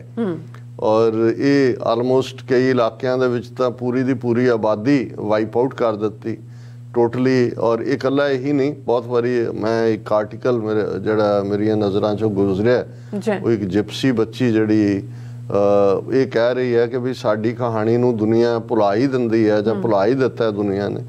ਜਿਪਸੀ ਜਿਹੜਾ ਕਬੀਲਾ ਸਾਡੇ ਨਾਰਥ ਵੈਸਟ ਵਾਲੇ ਹਿੱਸੇ 'ਚੋਂ, ਜਿਹੜਾ ਅੱਜ ਪਾਕਿਸਤਾਨ ਔਰ ਸਾਡੇ ਭਾਰਤੀ ਕਬਜ਼ੇ ਵਾਲੇ ਪੰਜਾਬ ਦਾ ਹਿੱਸਾ ਹੈ, ਇਸ ਤੋਂ ਹੀ ਇਹ ਉੱਠ ਕੇ ਲੋਕ ਗਏ। ਕਿਸ ਸਦੀ 'ਚ ਗਏ ਪਤਾ ਨਹੀਂ, ਕਦੋਂ, ਕਿੰਨੇ ਮਿਲੇਨੀਅਮ ਪਹਿਲਾਂ ਗਏ। ਪਰ ਇਸ ਦੇ ਉੱਤੇ ਸਾਰੇ ਹਿਸਟੋਰੀਅਨ ਔਰ ਜਿਹੜੇ ਖਾਸ ਤੌਰ 'ਤੇ ਸੋਸ਼ੋਲੋਜਿਸਟ ਔਰ ਦੂਸਰੇ ਸਹਿਮਤ ਨੇ ਕਿ ਜਿਹੜਾ ਜਿਪਸੀ ਕਬੀਲਾ ਹੈ, ਜਿਨ੍ਹਾਂ ਨੂੰ ਜਿਪਸੀ ਨੂੰ ਰੋਮਾ ਵੀ ਕਹਿੰਦੇ ਨੇ, ਇਹ ਇਹਨਾਂ ਦਾ ਓਰੀਜਨ ਜਿਹੜਾ ਹੈ ਉਹ ਸਾਊਥ ਏਸ਼ੀਆ ਦਾ ਇਹ ਖਿੱਤਾ ਹੀ ਹੈ ਜਿਹੜਾ ਦਰਾ ਖੈਬਰ ਤੋਂ ਲੈ ਕੇ ਤੇ ਗੰਗਾ ਤੱਕ ਦੇ ਏਰੀਏ 'ਚੋਂ ਗਏ ਹੋਏ ਨੇ। ਔਰ ਬਹੁਤ ਸਾਰੇ ਤੁਸੀਂ ਉਹਨਾਂ ਦੀਆਂ ਸ਼ਕਲਾਂ ਵੀ ਦੇਖੋ, ਲੇਕਿਨ ਅੱਜ ਵੀ ਇੱਕ ਉਹਨਾਂ ਦੇ ਵੱਡੇ ਹਿੱਸੇ ਨੂੰ ਕ੍ਰਿਮੀਨਲ ਦੇ ਤੌਰ ਤੇ ਦੇਖਿਆ ਜਾਂਦਾ ਹੈ। ਜੋ ਉਹਨਾਂ ਦੀਆਂ ਬਸਤੀਆਂ ਔਰ ਬਹੁਤ ਗੁਰਬਤ 'ਚ ਹੁੰਦੇ ਨੇ, ਉਹਨਾਂ ਦੇ ਕੋਲ ਕੋਈ ਹਕੂਕ ਵੀ ਨਹੀਂ ਨੇ। ਔਰ ਇਹੀ ਹਾਲ ਕਿਉਂਕਿ ਉਦੋਂ ਉਸ ਯੂਰਪ ਦੇ ਵਿੱਚ ਫੈਲੇ ਸੀ। ਤਾਂ ਇਵੇਂ ਜਦੋਂ ਕਿਤੇ ਭੁੱਖਮਰੀ ਤੰਗਦਸਤੀ ਹੁੰਦੀ ਸੀ, ਕਬੀਲੇ ਇੱਕ ਪਾਸਿਓਂ ਦੂਜੇ ਪਾਸਿਓਂ ਗਏ। ਸੋ ਇਹਨਾਂ ਦੇ ਉੱਤੇ ਫਿਲਮਾਂ ਵੀ ਬਣੀਆਂ ਨੇ ਰੋਮਾ ਔਰ ਜਿਪਸੀਆਂ ਦੇ ਉੱਤੇ, ਲੇਕਿਨ ਇਹਨਾਂ ਦੀ ਹਾਲ ਕੋਈ ਬਹੁਤੀ। ਔਰ ਉਹ ਬੀਬੀ ਬੱਚੀ ਜਿਹੜੀ ਇਹਨਾਂ ਦੀ ਹੈ, ਜਿਹਨੇ ਇੰਟਰਨੈਸ਼ਨਲ ਹਿਊਮਨ ਰਾਈਟਸ ਸਟੱਡੀ ਕਰ ਰਹੀ ਹੈ, ਉਹਦੇ ਨਾਲ ਇੰਟਰਵਿਊ ਸੀ। ਉਹਨੇ ਕਿਹਾ ਵੀ ਸਾਡੇ ਬਜ਼ੁਰਗ ਕਿਹਨਾਂ ਹਾਲਾਤਾਂ 'ਚੋਂ ਗੁਜ਼ਰੇ, ਸਾਡੇ ਨਾਲ ਕੀ ਹੋਇਆ, ਵੀ ਇਸ ਦੀ ਦੁਨੀਆ 'ਚ ਘੱਟ ਗੱਲ ਹੁੰਦੀ। ਔਰ ਇਹੀ ਕਾਰਨ ਹੈ ਕਿ ਜਦੋਂ ਈਵਨ ਹੋਲੋਕਾਸਟ ਕਿਹਾ ਜਾਂਦਾ ਹੈ ਤੇ ਬਹੁਤ ਵਾਰ ਕਿਉਂਕਿ ਯਹੂਦੀਆਂ ਦੇ ਕੋਲ ਸਾਧਨ ਵੀ ਸੀ, ਮੀਡੀਆ ਵੀ ਸੀ, ਅੱਜ ਵੀ ਹੈ, ਇਫੈਕਟ ਵੀ ਸੀ, ਯੂਰਪ ਦੇ ਕੋਲ ਗਿਲਟ ਵੀ ਸੀ। ਸੋ ਬਹੁਤ ਵਾਰ ਸਿਰਫ ਤੇ ਸਿਰਫ 60 ਲੱਖ ਯਹੂਦੀਆਂ ਨਾਲ ਜੋੜ ਕੇ ਇਹਨੂੰ ਦੇਖਿਆ ਜਾਂਦਾ ਹੈ। ਸੋ ਸਾਡਾ ਜਦੋਂ ਅਸੀਂ ਅੱਜ ਯਾਦ ਕਰ ਰਹੇ ਹਾਂ, ਨਾ ਸਿਰਫ ਉਹਨਾਂ ਨੂੰ ਜਿਹੜੇ ਉਸ ਦੌਰ 12 ਸਾਲ ਦੇ ਪੀਰੀਅਡ ਦੇ ਵਿੱਚ ਮਾਰੇ ਗਏ, ਪਰ ਅਸੀਂ ਤਾਂ ਇਹ ਦੇਖ ਰਹੇ ਹਾਂ ਕਿ ਵੀ ਉਸ ਤੋਂ ਬਾਅਦ ਨਾਰਾ ਤਾਂ ਇਹ ਦਿੱਤਾ ਗਿਆ ਨੈਵਰ ਅਗੇਨ, ਕਿ ਇਹ ਦੁਬਾਰਾ ਨਹੀਂ ਹੋਣ ਦਿੱਤਾ ਜਾਏਗਾ। ਪਰ ਜੇ ਅਸੀਂ ਇਹਨਾਂ 77 ਸਾਲਾਂ ਦੇ ਵਿੱਚ ਹੀ ਦੇਖੀਏ, 1945 ਜਿਹੜੀ ਕਿ ਕੱਟ ਆਫ ਲਾਈਨ ਸੀ ਜਦੋਂ ਸੈਕੰਡ ਵਰਲਡ ਵਾਰ ਖਤਮ ਹੁੰਦਾ, ਤੇ ਇਹਨਾਂ 77 ਸਾਲਾਂ ਦੇ ਵਿੱਚ ਕਿੰਨੇ ਘੱਲੂਘਾਰੇ, ਕਿੰਨੀਆਂ ਨਸਲਕੁਸ਼ੀਆਂ, ਕਿੰਨੇ ਜੈਨੋਸਾਈਡ ਹੋਏ ਨੇ। ਰਵਾਂਡਨ ਜੈਨੋਸਾਈਡ ਸਾਡੀਆਂ ਅੱਖਾਂ ਦੇ ਸਾਹਮਣੇ, ਬੋਸਨੀਆ ਹਰਜ਼ੇਗੋਵੀਨਾ ਦੇ ਵਿੱਚ ਕੀ ਕੀਤਾ ਹੈ, ਕਸ਼ਮੀਰ ਦੇ ਵਿੱਚ ਕੀ ਕੀਤਾ ਹੈ, ਖਾਲਿਸਤਾਨ ਦੇ ਵਿੱਚ ਕੀ ਕੀਤਾ ਹੈ, ਨਾਰਥ ਈਸਟ ਦੇ ਵਿੱਚ ਭਾਰਤ ਨੇ ਕੀ ਕੀਤਾ ਹੈ। ਇਹਦੇ 'ਚ ਤੁਸੀਂ ਉਹ ਛੱਡ ਦਿਓਗੇ ਜੀ ਕੋਰੀਆ ਜਾਂ ਕੰਬੋਡੀਆ ਜਾਂ ਵਿਦਨ ਯੁਗਾਂਡਾ ਔਰ ਬਾਕੀ ਉਹਨਾਂ ਸਾਰਿਆਂ ਨੂੰ ਅਸੀਂ ਆਪਣੇ ਖਿੱਤਿਆਂ ਦੇ ਵਿੱਚ ਹੀ ਦੇਖੀਏ। ਮਿਆਂਮਾਰ, ਬਰਮਾ ਦੇ ਵਿੱਚ ਰੋਹਿੰਗਿਆ ਮੁਸਲਮਾਨਾਂ ਦੇ ਨਾਲ ਕੀ ਹੋ ਰਿਹਾ, ਜਿਹੜੇ ਸਦੀਆਂ ਤੋਂ ਉੱਥੇ ਬੈਠੇ ਹੋਏ ਨੇ, ਉਹਨਾਂ ਦਾ ਨਾਮੋ ਨਿਸ਼ਾਨ ਮਿਟਣ ਦੀ ਲਾਈਨ ਹੈ। ਔਰ ਉਹੀ ਲਾਈਨ ਜਿਹੜੀ ਅੱਜ ਜੇ 20 ਕਰੋੜ ਮੁਸਲਮਾਨ ਭਾਰਤ ਦੇ ਨਕਸ਼ੇ 'ਚ ਨੇ, ਤੇ ਜਿਹੜੇ RSS ਵਾਲੇ ਫਾਈਨਲ ਸੋਲਿਊਸ਼ਨ, ਜਿਹੜੀਆਂ ਨਾਜ਼ੀਆਂ ਦੀ ਨੀਤੀ ਸੀ ਇਹ ਜੈਨੋਸਾਈਡ ਦੀ, ਉਹਦਾ ਨਾਂ ਹੀ ਉਹਨਾਂ ਨੇ ਫਾਈਨਲ ਸੋਲਿਊਸ਼ਨ ਦਿੱਤਾ ਸੀ, ਅਖੀਰਲਾ ਹੱਲ, ਕਿ ਭਾਈ ਇਹਦਾ ਅਖੀਰਲਾ ਹੱਲ ਇਹ ਹੈ ਵੀ ਇਹਨਾਂ ਨੂੰ ਮਾਰ ਮੁਕਾਓ। ਤੇ ਉਹ ਵੀ ਇਹੀ ਕਹਿ ਰਹੇ ਨੇ ਕਿ ਭਾਈ ਜਿਹੜਾ ਅਖੀਰਲਾ ਹੱਲ ਇਹ ਹੈ ਕਿ ਵੀ ਇਹਨਾਂ ਨੂੰ ਜਿਹੜਾ ਉਹ ਮਾਰ ਮੁਕਾਓ, ਔਰ ਗੱਲ ਹੀ ਨਾ ਰਹੇ ਬਾਂਸ ਨਾ ਵਜੇ ਬੰਸਰੀ।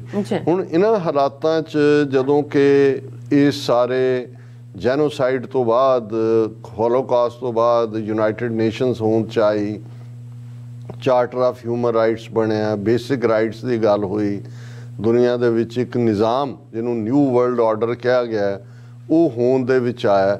ਔਰ ਇਕੱਲਾ ਇਹੀ ਨਹੀਂ, ਮੈਂ ਦੇਖ ਰਿਹਾ ਸੀ ਕਿ ਇਸ ਸਾਰੇ ਪੀਰੀਅਡ ਦੇ ਵਿੱਚ ਕਿੰਨੇ ਹੀ ਮੈਮੋਰੀਅਲ ਜਿਹੜੇ ਇਸ ਹੋਲੋਕਾਸਟ ਰਿਮੈਂਬਰੈਂਸ ਦੇ ਵਿੱਚ ਬਣੇ ਹੋਏ ਨੇ ਔਰ ਜਿਨ੍ਹਾਂ ਨੂੰ ਵੀ ਵਾਸ਼ਿੰਗਟਨ ਜਾਣ ਦਾ ਮੌਕਾ ਮਿਲਦਾ ਹੈ ਔਰ ਇਹ ਜਿਹੜਾ ਹੋਲੋਕਾਸਟ ਮੈਮੋਰੀਅਲ ਵਾਸ਼ਿੰਗਟਨ DC ਦੇ ਵਿੱਚ ਹੈ, ਇਹ ਫੰਡਡ ਬਾਈ US ਕਾਂਗਰਸ ਹੈ। ਜੇ ਮੈਂ ਗਲਤ ਨਾ ਹੋਵਾਂ 1 ਜਾਂ 2 ਬਿਲੀਅਨ ਡਾਲਰ ਉਸ ਪੀਰੀਅਡ ਦੇ ਵਿੱਚ ਦਿੱਤਾ, ਲੇਕਿਨ ਇਹ ਵਰਥ ਵਿਜ਼ਿਟਿੰਗ ਹੈ ਕਿਉਂਕਿ ਜਦੋਂ ਤੁਸੀਂ ਦੂਸਰੇ ਕਿਨਾਂ ਚੋਂ ਗੁਜ਼ਰੇ ਤੇ ਅੱਜ ਉਹ ਨੀਤੀਆਂ ਕਿਸ ਅੰਦਾਜ਼ ਦੇ ਵਿੱਚ ਲਾਗੂ ਨੇ ਤੇ ਫਿਰ ਤੁਹਾਨੂੰ ਜਿਹੜਾ ਉਹ ਤੁਸੀਂ ਉਹਨਾਂ ਦੇ ਲਈ ਪੈਸ਼ਨ ਵੀ ਰੱਖਦੇ ਹੋ, ਕੰਪੈਸ਼ਨੇਟ ਵੀ ਹੁੰਦੇ ਹੋ, but at the same time ਤੁਹਾਨੂੰ ਨਜ਼ਰ ਆਉਂਦਾ ਹੈ ਕਿ ਵੀ ਇਹ ਪਾਤਰ ਬਦਲਦੇ ਨੇ, ਕਲਾਕਾਰ ਬਦਲਦੇ ਨੇ, ਉੱਪਰਲੇ ਕੋਈ ਨਾਂ ਬਦਲ ਗਏ, ਨੀਤੀਆਂ ਤਾਂ ਉਹੀ ਕਿਸੇ ਨਾਲ ਜਿਹੜੀ ਇਨਸਾਨੀ ਤਕਲੀਫ ਹੈ, ਇਨਸਾਨੀ ਪੀੜ ਹੈ, ਉਹ ਤਾਂ ਹਰ ਹਾਲਤ ਦੇ ਵਿੱਚ ਉਹ ਚੱਲ ਹੀ ਰਹੀ ਹੈ ਔਰ ਉਹਦੇ ਲਈ ਉਹੀ ਤਾਕਤਾਂ ਨਾ ਦੋਨੋਂ ਵਰਲਡ ਵਾਰ ਜਿਹੜੇ ਨੇ ਫਸਟ ਜਾਂ ਸੈਕੰਡ ਕੋਈ ਏਸ਼ੀਆ ਜਾਂ ਅਫਰੀਕਾ ਜਾਂ ਸਾਊਥ ਅਮਰੀਕਾ ਨੇ ਤਾਂ ਨਹੀਂ ਸ਼ੁਰੂ ਕੀਤੇ, ਇਹੀ ਤਾਕਤਾਂ ਯੂਰਪ ਦੀਆਂ, ਇਹੀ ਇਹਨਾਂ ਦੇ ਫਿਊਡ, ਇਹਨਾਂ ਦੇ ਇਕਨੋਮਿਕਲ ਇੰਟਰਸਟ, ਇਹਨਾਂ ਦਾ ਦੀ ਅਨਸੈਟੇਬਲ ਗਰੀਡ ਜਿਹੜੀ ਨਾ ਕਦੇ ਸੰਤੁਸ਼ਟ ਹੋਣ ਵਾਲਾ ਲਾਲਚ।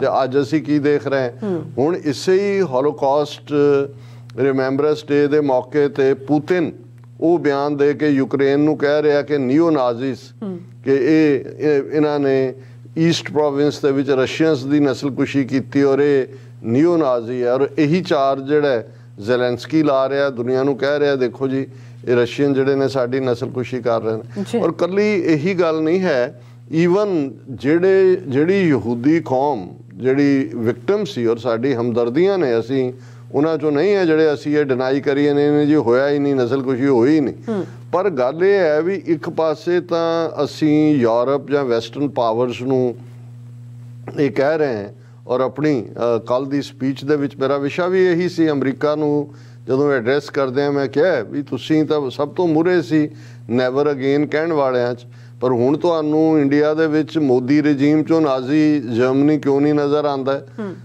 ਤੁਸੀਂ ਰਿਪੋਰਟਾਂ ਦੇਖੋ, ਜੇ ਹੋਰ ਕਿਸੇ ਦੀ ਰਿਪੋਰਟ ਵੱਲ ਤੁਹਾਡਾ ਧਿਆਨ ਨਹੀਂ ਜਾਂਦਾ, ਆਪਣਾ ਹੀ ਤੁਹਾਡਾ ਬਣਾਇਆ ਹੋਇਆ US ਸਰਫ ਹੈ, United States commission on international religious freedom, ਜਿਹੜੀ ਇੰਡੀਆ ਨੂੰ ਕੰਟਰੀ ਆਫ ਪਾਰਟਿਕੂਲਰ ਕੰਸਰਨ ਐਲਾਨਦਾ, ਉਸ ਵੱਲ ਦੇਖੋ। BBC ਤੁਹਾਡੇ ਹੀ ਜਿਹੜਾ ਹੈ ਉਹ LI UK ਦੀ ਜਿਹੜੀ ਹੈ ਮੇਨ ਇੱਕ ਕ੍ਰੈਡੀਬਲ ਬਾਡੀ ਹੈ, ਉਹਨਾਂ ਦੀ ਉਹ 2 ਪਾਰਟ ਵੀਡੀਓ ਨੂੰ ਤੁਸੀਂ ਡਿਨਾਈ ਕਰਨ ਤੱਕ ਚਲੇ ਗਏ, ਭਾਵੇਂ ਬਾਅਦ 'ਚ ਯੂ ਟਰਨ ਮਾਰਿਆ ਕੁੱਤੇ ਖਾਣੀ ਕਰਵਾ ਕੇ। ਲੇਕਿਨ ਇਸ ਤੋਂ ਅਸੀਂ ਇਹ ਅੰਦਾਜ਼ਾ ਲਾ ਸਕਦੇ ਹਾਂ ਕਿ ਭਾਈ ਉਹ ਹੀ ਨੀਤੀਆਂ, ਇਹੀ ਹਾਲ ਉਸ ਪੀਰੀਅਡ ਸੀ। ਉਦੋਂ ਕੋਈ ਇਹ ਨਹੀਂ ਸੀ ਕਿ ਵੀ ਜਿਹੜਾ ਪਤਾ ਨਹੀਂ ਸੀ ਅਮਰੀਕਾ ਨੂੰ ਜਾਂ ਦੂਜਿਆਂ, ਆਪਣੇ ਇੰਟਰਸਟ ਜੁੜੇ ਹੋਏ ਸੀ, ਉਹਨਾਂ ਨੂੰ ਸੀ ਜੀ ਠੀਕ ਹੈ ਹਿਟਲਰ ਨਾਲ ਐਗਰੀਮੈਂਟ ਕਰ ਲਓ। ਬ੍ਰਿਟੇਨ ਦਾ ਪ੍ਰਾਈਮ ਮਿਨਿਸਟਰ ਚੈਂਬਰਲੈਨ ਉਹ ਐਗਰੀਮੈਂਟ ਕਰਕੇ ਆਇਆ, ਉਹ ਤੋਂ ਅਗਲੇ ਦਿਨ ਉਹ ਜਾ ਕੇ ਪੋਲੈਂਡ 'ਚ ਵੜ ਗਈਆਂ ਫੌਜਾਂ ਉਹਨਾਂ ਦੀਆਂ। ਸੋ ਮਤਲਬ ਇਹ ਹੈ ਕਿ ਉਸ ਤੋਂ ਪਹਿਲਾਂ ਉਹੀ ਜਿਹੜਾ ਸੋਵੀਅਤ ਯੂਨੀਅਨ ਬਾਅਦ ਦੇ ਵਿੱਚ ਬ੍ਰਿਟਿਸ਼ ਦਾ ਸਾਥੀ ਬਣਿਆ, ਐਲਾਈ ਬਣਿਆ, ਪਹਿਲੇ ਪੈਕਟ ਜਿਹਦੇ ਥੱਲੇ ਬਾਲਟਿਕ ਸਟੇਟਾਂ ਸੋਵੀਅਤ ਯੂਨੀਅਨ ਖਾ ਗਿਆ ਸੀ, ਉਹ ਸਟਾਲਿਨ ਔਰ ਹਿਟਲਰ ਦਾ ਪੈਕਟ ਸੀ। ਔਰ ਅਮਰੀਕਾ ਪਹਿਲੇ 2.5 ਸਾਲ ਈਵਨ ਵਰਲਡ ਵਾਰ ਦਾ ਹਿੱਸਾ ਵੀ ਨਹੀਂ ਸੀ। ਔਰ ਇਹ ਪ੍ਰੈਜ਼ੀਡੈਂਟ ਰੂਜ਼ਾਵੈਲਟ ਨੂੰ ਇੱਥੋਂ ਦੇ ਜਿਹੜੇ ਮੁਅਤਬਰ ਯਹੂਦੀ ਸੀ ਉਹ ਮਿਲਦੇ ਵੀ ਰਹੇ ਕਿ ਵੀ ਇਹ ਚੱਲ ਰਿਹਾ, ਉਹਨੇ ਕਿਹਾ ਨੋ ਇਟਸ ਨਾਟ ਰਾਈਟ। ਉੱਥੇ ਤਾਂ ਦੇਖੋ ਭਰੇ ਹੋਏ ਨੇ, ਬਾਜ਼ਾਰਾਂ 'ਚ ਰੌਣਕਾਂ ਨੇ, ਟ੍ਰੇਨਾਂ ਟਾਈਮ ਸਿਰ ਚੱਲ ਰਹੀਆਂ, ਹਰ ਚੀਜ਼ ਬੜੀ ਪ੍ਰੋਗਰੈਸ 'ਚ ਹੈ, ਇਹ ਤੁਹਾਡਾ ਪ੍ਰੋਪੇਗੈਂਡਾ ਹੈ। ਹੁਣ ਇਹੀ ਗੱਲ ਜਦੋਂ ਅੱਜ ਭਾਰਤ ਦੇ ਰਜੀਮ ਦੇ ਹਵਾਲੇ ਨਾਲ ਕਸ਼ਮੀਰੀ ਜਿਹੜੇ ਸਫ਼ਰ ਕਰ ਰਹੇ ਨੇ, ਕਸ਼ਮੀਰ ਨੂੰ ਖੁੱਲ੍ਹੀ ਜੇਲ੍ਹ ਬਣਾਇਆ ਹੋਇਆ, ਸਿੱਖ ਕੌਮ ਜਿਹਦੀ ਇੱਕ ਪੂਰੀ ਨਸਲ ਮਾਰ ਮੁਕਾਈ, ਇੱਕ ਡਰੱਗਸ ਦੇ ਹਵਾਲੇ ਕੀਤੀ, ਅੱਜ ਵੀ ਹਾਲਾਤ ਜਿਹੜੇ ਨੇ ਇਸ ਕਦਰ ਬਦਤਰ ਬਣਾਏ ਹੋਏ ਨੇ ਕਿ ਉਹ ਜਿਵੇਂ ਠੀਕ ਕਿਹਾ ਕਾਂਗਰਸ ਦੇ ਇੱਕ ਲੀਡਰ ਜੈ ਰਮੇਸ਼ ਕੀ ਨਾਂ ਹੈ ਉਹਦਾ, ਉਹਨੇ ਕਿਹਾ ਵੀ ਜਿਹੜੀ ਹੁਣ ਇੰਡੀਆ ਦੀ ਜੁਡੀਸ਼ਰੀ ਹੈ ਉਹਨੂੰ ਮੋਦੀ ਨੇ ਪ੍ਰਾਈਮ ਮਿਨਿਸਟਰ ਆਫਿਸ ਦੀ ਐਕਸਟੈਂਸ਼ਨ ਬਣਾ ਦਿੱਤਾ, PMO ਦੀ ਐਕਸਟੈਂਸ਼ਨ, ਕਿਉਂਕਿ ਜਿਸ ਕਿਸਮ ਦਾ ਉਹ ਕਿਰਨ ਰਿਜਿਜੂ ਪਿਛਲੇ ਪੀਰੀਅਡ 'ਚ ਬਿਆਨਬਾਜ਼ੀਆਂ ਕਰ ਰਿਹਾ ਹੈ ਉਹ ਕੋਲੀਜੀਅਮ ਸਿਸਟਮ ਨੂੰ ਲੈ ਕੇ ਦੂਜੇ ਨੂੰ, ਉਹਨਾਂ ਨੂੰ ਜਿਹੜੀ ਮਾੜੀ ਮੋਟੀ ਜੁਡੀਸ਼ਰੀ ਅਦਰਵਾਈਜ਼ ਗੱਲ ਕਰਦੀ ਆ ਉਹ ਵੀ ਜਿਹੜੀ ਹੈ ਉਹ ਪਚਦੀ ਨਹੀਂ ਹੈ। ਉਹਨਾਂ ਨੂੰ ਲੱਗਦਾ ਕਿ ਬਈ ਇਹ ਬਿਲਕੁਲ ਜੋ ਮੋਦੀ ਕਹਿੰਦਾ ਉਹਦੇ ਮੁਤਾਬਕ ਹੀ ਹੋਏ। ਜੁਡੀਸ਼ਰੀ ਦੀ ਇੰਡੀਪੈਂਡੈਂਸ ਤੋਂ ਦੂਰ ਦੀ ਗੱਲ, ਈਵਨ ਉਹਨਾਂ ਨੂੰ ਥੋੜਾ ਸਪੇਸ ਵੀ ਦੇਣ ਨੂੰ ਤਿਆਰ ਨਹੀਂ ਨੇ। ਲੇਕਿਨ ਬਦਕਿਸਮਤੀ ਨਾਲ ਮੈਂ ਜਦੋਂ ਬਹੁਤ ਵਾਰ ਇਜ਼ਰਾਈਲ ਜਿਹੜਾ ਸਿੰਪੈਥੀ ਚੋਂ ਕ੍ਰੀਏਟ ਹੋਇਆ ਕਿ ਜੀ ਇਹਨਾਂ ਦੀ ਬਹੁਤ ਨਸਲਕੁਸ਼ੀ ਹੈ, ਤਾਂ ਯੂਰਪ ਦਾ ਗਿਲਟ ਸੀ। ਫਲਸਤੀਨੀਆਂ ਨੂੰ ਤੁਸੀਂ ਘਰੋਂ ਬੇਘਰ ਕੀਤਾ, ਉਹਨਾਂ ਨੂੰ ਥਰੋ ਆਊਟ ਕੀਤਾ, ਨੀਤੀਆਂ ਬਣਾਈਆਂ। ਅਮਰੀਕਾ ਐਲਾਈ ਬਣ ਗਿਆ, ਉਹਨਾਂ ਨੇ ਆਪਣਾ ਜਿਹੜਾ ਉੱਥੇ ਰੱਖ ਲਿਆ ਮਿਡਲ ਈਸਟ ਦੇ ਵਿੱਚ। ਔਰ ਹਰ ਜਿਹੜਾ ਵੀ ਰੈਜ਼ੋਲੂਸ਼ਨ ਕਦੇ UN ਸਿਕਿਉਰਿਟੀ ਕੌਂਸਲ 'ਚ ਆਇਆ ਜੋ ਇਜ਼ਰਾਈਲ ਦੀਆਂ ਜ਼ਿਆਦਤੀਆਂ ਸੀ ਫਲਸਤੀਨੀਆਂ ਦੇ ਖਿਲਾਫ, ਉਹਨੂੰ ਵੀਟੋ ਕਰ ਦਿੱਤਾ ਔਰ ਅੱਜ ਤੱਕ ਵੀ ਕਰ ਰਹੇ ਨੇ। ਔਰ ਈਵਨ ਅਸੀਂ ਜਿਹੜੀ ਕਿ ਅੱਜ ਇਸ ਰਿਮੈਂਬਰੈਂਸ ਡੇ ਦੇ ਹੋਲੋਕਾਸਟ ਰਿਮੈਂਬਰੈਂਸ ਡੇ ਇੰਟਰਨੈਸ਼ਨਲ ਦੇ ਉੱਤੇ ਗੱਲ ਕਰ ਰਹੇ, ਜੇ ਤੁਸੀਂ ਮਿਡਲ ਈਸਟ ਵੱਲ ਦੇਖੋ ਤਾਂ ਇਸ ਵੇਲੇ ਲੱਗਦਾ ਹੈ ਵੀ ਉੱਥੇ ਬੜੀ ਤੇਜ਼ੀ ਦੇ ਨਾਲ ਸਿਚੁਏਸ਼ਨ ਆਊਟ ਆਫ ਕੰਟਰੋਲ ਹੋ ਰਹੀ ਹੈ। ਜੀ ਨੇਤਨਯਾਹੂ ਜਿਹੜਾ ਐਕਸਟ੍ਰੀਮ ਨੀਓ ਨਾਜ਼ੀ ਮਾਈਂਡਸੈਟ ਵਾਲਾ ਹੈ, ਉਸ ਦੀਆਂ ਜਿਹੜੀਆਂ ਨਾਲ ਉਹਨੇ ਧਿਰਾਂ ਵੀ ਜੋੜੀਆਂ ਨੇ, ਉਹ ਕਹਿੰਦੇ ਨੇ ਵੀ ਖਾਲੀ ਕਰਾਓ ਵੈਸਟ ਬੈਂਕ ਵੀ ਔਰ ਫਲਸਤੀਨ ਵੀ, ਔਰ ਇਹਨਾਂ ਨੂੰ ਕੋਈ ਹੱਕ ਨਹੀਂ। ਹੁਣ ਹਾਲਾਂ ਬਾਈਡਨ ਐਡਮਿਨਿਸਟ੍ਰੇਸ਼ਨ ਕਹਿਣ ਨੂੰ ਜਾਂ ਦੂਜੀਆਂ 2 ਨੇਸ਼ਨ ਥਿਊਰੀ, ਵਾਇਬਲ ਨੇਸ਼ਨ ਫਲਾਣਾ, ਲੇਕਿਨ ਕਿਸ ਕਿਸਮ ਦੀ ਉਹ ਧੱਕੇਬਾਜ਼ੀ ਕਰ ਰਹੇ ਨੇ। ਕਿਉਂਕਿ ਅਸੀਂ ਅੱਜ ਦੇ ਕੰਟੈਕਸਟ ਜੇ ਗੱਲ ਕਰੀਏ, Israel hits Gaza with air strikes after rockets intercepted. ਹੁਣ ਇਸ ਤੋਂ ਪਹਿਲਾਂ ਅਜੇ 2-3 ਦਿਨ ਪਹਿਲਾਂ ਹੀ ਉਹਨਾਂ ਨੇ ਫਲਸਤੀਨੀ ਵੈਸਟ ਬੈਂਕ 'ਤੇ ਅਟੈਕ ਕਰਕੇ ਇਜ਼ਰਾਈਲੀ ਫੌਜਾਂ ਨੇ 10-11 ਫਲਸਤੀਨੀ, ਜਿਨ੍ਹਾਂ ਦੇ ਵਿੱਚ ਇੱਕ 70-80 ਸਾਲ ਦੀ ਬਜ਼ੁਰਗ ਮਾਤਾ ਹੈ, ਵਿਚਾਰੇ ਰਿਫਿਊਜੀ ਕੈਂਪਾਂ 'ਚ ਬੈਠੇ ਹੋਏ ਨੇ, ਰੁਲ ਰਹੇ ਨੇ, ਉਹਨਾਂ ਨੇ ਜਿਹੜਾ ਹੈ ਮਾਰ ਮੁਕਾਇਆ। ਔਰ ਇਸ ਤੋਂ ਪਹਿਲਾਂ ਅਸੀਂ ਦੇਖਦੇ ਹਾਂ ਕਿ ਵੀ ਪਹਿਲਾਂ ਇਹ ਵੈਸਟ ਬੈਂਕ 'ਚ ਵਾਇਲੈਂਸ ਕੀਤੀ ਇਹਨਾਂ ਨੇ, ਫਿਰ ਗਾਜ਼ਾ 'ਚ ਹੋਈ। ਹੁਣ ਜਿਹੜੀ ਜਵਾਬੀ ਕਾਰਵਾਈ ਫਲਸਤੀਨੀਆਂ ਵੱਲੋਂ ਹੁੰਦੀ ਹੈ, ਜੈਰੂਸ਼ਲਮ ਸਿਨਾਗੋਗ ਅਟੈਕ 7 ਕਿਲਡ ਇਨ ਸ਼ੂਟਿੰਗ। ਹੁਣ ਸਿਨਾਗੋਗ ਜਿਹੜੀ ਯਹੂਦੀਆਂ ਦਾ ਪਵਿੱਤਰ ਥਾਂ, ਉਹ ਵੀ ਜੈਰੂਸ਼ਲਮ ਦੇ ਵਿੱਚ, ਉੱਥੇ ਫਲਸਤੀਨੀਆਂ ਨੇ ਆਪਣਾ ਰਿਵੈਂਜ ਕੱਢਿਆ ਕਿ ਜੋ 2-3 ਦਿਨ ਪਹਿਲਾਂ ਉਹਨਾਂ ਨੇ ਕੱਢਿਆ, ਉਹਦੇ 'ਚ 7 ਜਿਹੜੇ ਨੇ ਮਰੇ ਨੇ ਔਰ ਕਈ ਜ਼ਖਮੀ ਨੇ। ਹੁਣ ਇਹ ਅਸੀਂ ਗੱਲ ਕਰ ਰਹੇ ਹਾਂ ਆਲਮੋਸਟ 77 ਸਾਲ ਬਾਅਦ, 1945 ਤੋਂ, ਜਦੋਂ ਕਿ ਇੱਕ ਪਾਸੇ ਇਹ ਸੀ ਨੈਵਰ ਅਗੇਨ, ਔਰ ਇਸ ਸਾਰੇ ਪੀਰੀਅਡ ਦੇ ਵਿੱਚ ਪੱਛਮੀ ਤਾਕਤਾਂ ਨੇ ਆਪੋ ਆਪਣੇ ਇੰਟਰਸਟ ਵਾਚ ਕਰਦੇ ਆ, ਜਿਹਨੂੰ ਮਰਜ਼ੀ ਕੋਈ ਖੁੱਲ੍ਹੀ ਛੁੱਟੀ ਦਿੱਤੀ। ਔਰ ਉਸ ਦਾ ਨਤੀਜਾ ਸਾਹਮਣੇ ਹੈ ਕਿ ਭਾਈ ਜੇ ਰਵਾਂਡਾ ਦੇ ਵਿੱਚ ਭਾਵੇਂ ਉਹ ਉਹਨਾਂ ਦੀ ਇੱਕ ਟਰਾਈਬਲ ਵਾਰ ਸੀ, ਤੁਤਸੀ ਹੁਟਸੀ 2 ਕਬੀਲੇ, ਲੇਕਿਨ ਉਹਨਾਂ ਨੂੰ ਸੀ ਕਿ ਵੀ ਇਹ ਕਾਲੇ ਜਿਹੇ ਇਹਨਾਂ ਤੋਂ ਕਿਹੜਾ ਨਾ ਇਹਨਾਂ ਕੋਲ ਤੇਲ ਹੈ, ਕੋਈ ਹੋਰ ਹੈ, ਮਰ ਲੈਣ ਦਿਓ, ਕੋਈ ਇੰਟਰਵੀਨ ਨਹੀਂ ਕੀਤਾ। ਇਹੀ ਹਾਲ ਜਦੋਂ ਸਰਬੀਆ ਨੇ, ਜਦੋਂ ਯੂਗੋਸਲਾਵੀਆ ਟੁੱਟਿਆ ਤੇ ਸਰਬੀਆ ਨੇ ਜਾ ਕੇ ਬੋਸਨੀਆ ਹਰਜ਼ੇਗੋਵੀਨਾ ਦੇ ਮੁਸਲਮਾਨਾਂ ਦੇ ਉੱਤੇ ਜ਼ੁਲਮ ਕੀਤੇ, ਬਾਅਦ ਦੇ ਵਿੱਚ ਮਾਸ ਗਰੇਵਸ ਔਰ ਦੂਸਰੀਆਂ ਔਰ ਇੰਟਰਨੈਸ਼ਨਲ ਕ੍ਰਿਮੀਨਲ ਕੋਰਟ ਦੀ ਗੱਲ ਤੁਰੀ।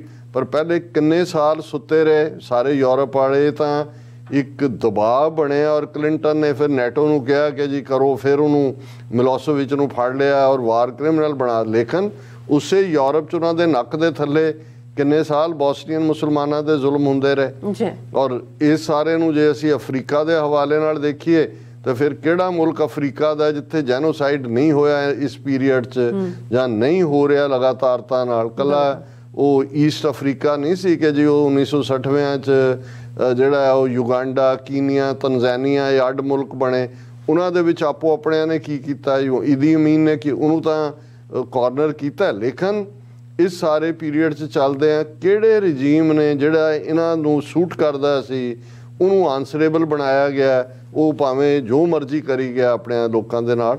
ਔਰ ਇਸ ਸਾਰੇ ਪੀਰੀਅਡ 'ਚ ਮੈਂ ਮੈਮੋਰੀਅਲਸ ਦੀ ਗੱਲ ਕਰਦੇ ਹਾਂ ਕਿ ਵੀ ਇਹਦੇ ਬਾਵਜੂਦ ਕਿ ਸਾਡੇ ਲਈ ਤਾਂ ਹੋਲੋਕਾਸਟ ਮਿਊਜ਼ੀਅਮ ਹੀ ਸਭ ਤੋਂ ਵੱਡਾ ਹੈ, ਲੇਕਿਨ ਦੁਨੀਆ 'ਚ ਯਹੂਦੀਆਂ ਨੇ ਘੱਟੋ ਘੱਟ, ਅਸੀਂ ਤਾਂ ਜੂਨ 84 ਤੋਂ ਹੁਣ ਤੱਕ ਆਪਣੀ ਇੱਕ ਪੂਰੀ 1.5 ਲੱਖ ਤੋਂ ਜ਼ਿਆਦਾ ਆਪਣੀ ਨਸਲਕੁਸ਼ੀ ਸਾਡੀ ਹੋਈ ਹੈ, ਪਰ ਅਸੀਂ ਉਹਨਾਂ ਦੀ ਕੋਈ ਯਾਦਗਾਰ ਅਦਰ ਦੈਨ ਕਿ ਉੱਥੇ ਹੀ ਗੁਰਦੁਆਰਾ ਸਾਹਿਬ ਜੂਨ 84 ਦੇ ਹਮਲੇ ਦਾ ਗੁਰਦੁਆਰਾ ਹੈ, ਸੰਤਾਂ ਦੀ ਯਾਦ, ਕੋਈ ਕਿਤੇ ਐਸਾ ਨਹੀਂ ਹੈ ਕਿ ਕਿਸੇ ਕੰਧ ਦੇ ਉੱਤੇ ਉਹਨਾਂ ਦੇ ਨਾਂ ਲਿਖ ਕੇ ਕੋਈ ਜਿਹੜਾ ਉਹ ਦੀਵਾ ਹੀ ਜਗਾ ਦਿੰਦੇ। ਲੇਕਿਨ ਯਹੂਦੀਆਂ ਨੇ ਆਪ ਜੋ ਮਰਜ਼ੀ ਕਰ ਰਹੇ ਨੇ ਅੱਜ ਵੀ, ਲੇਕਿਨ ਦੁਨੀਆ ਨੂੰ ਭੁੱਲਣ ਨਹੀਂ ਦਿੱਤਾ ਵੀ ਸਾਡੇ ਨਾਲ ਕੀ ਹੋਇਆ।